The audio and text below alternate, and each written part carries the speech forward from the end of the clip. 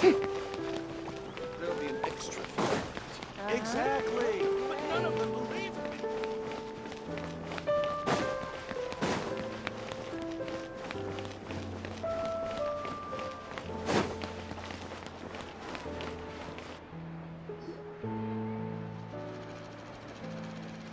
Huh? Isn't that Charlotte? What could she want with Lapine Pauline? Pretty please with the cherry on top, Charlotte! Journalist extraordinaire! Please tell me you're joking! I read that a gang of criminals tricked the Gardamex by disguising themselves as blubber beasts. It's true, isn't it? It has to be! I've invested all my savings into graph adversarial technology and even taken out a sizable bank loan.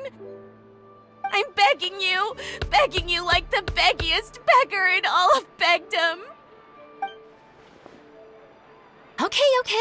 I need you to calm down a little, Miss Lapine Pauline.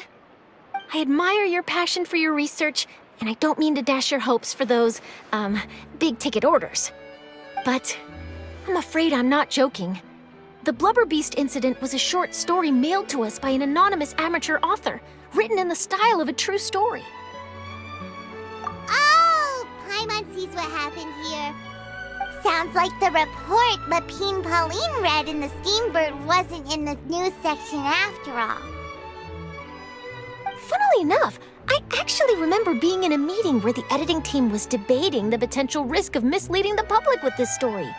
They even went to Maison Gardiennage for advice. But to our surprise, they fully supported us printing it. They figured that the false intel would be a great way to dupe potential criminals into wearing ridiculous costumes when breaking the law. In truth, Gardamex are extremely sophisticated in their capabilities. They can identify criminals just as reliably as the best human guards, so a crude disguise isn't gonna get you far. If anything, it'll just make you stand out all the more. Since we ran that story, the Maison Gardiennage has made a slew of arrests, including, one phantom blubber beast, a titanic red-crowned finch, and a specter man. So I knew this story had helped out law enforcement, but this is the first time I'm learning of an innocent citizen being deceived by it, and investing so much Mora for nothing.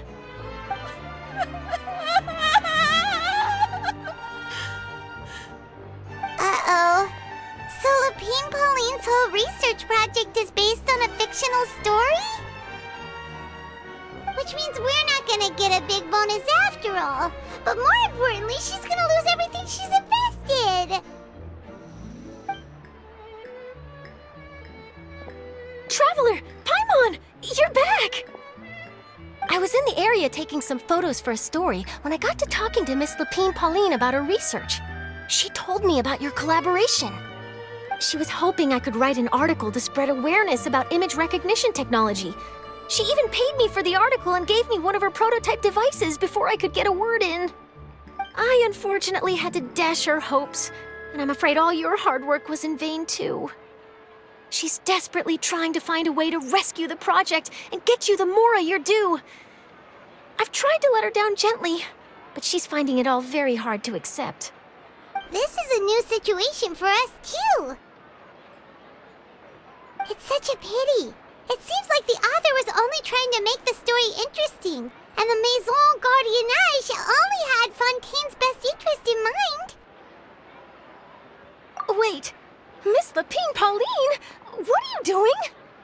I'm gonna pick a fight with a Gardamek, head to the Opera at Biclez, and get a one-way ticket to the Fortress of Meropide. That way, I won't have to repay my debts. It's the only way I can afford to keep on living. Whoa, there's no need to go that far. I mean, come on, look at you. You wouldn't even dent the Gardamex armor. In all likelihood, they'd only hold you up at the Maison Gardiennage for a few days before letting you out, and then you'd still have to repay your debts. Actually, instead of going into the technicalities of that, how much did you actually invest? How bad can it really be?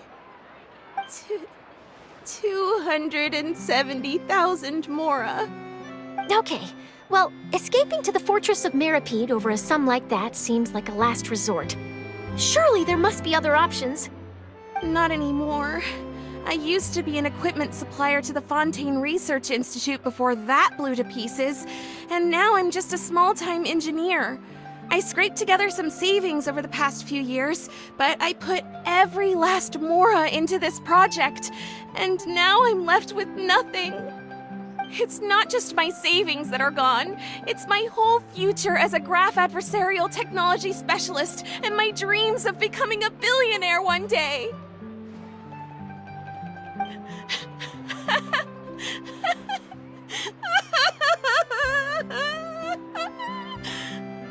My life is over. Don't despair, Miss Lapine Pauline. I think I know a way for you to turn this around. This prototype you've given me, the camera lens for image recognition sample collection. It's really quite something. You said you designed it specifically for high-fidelity image capture and analysis, yes?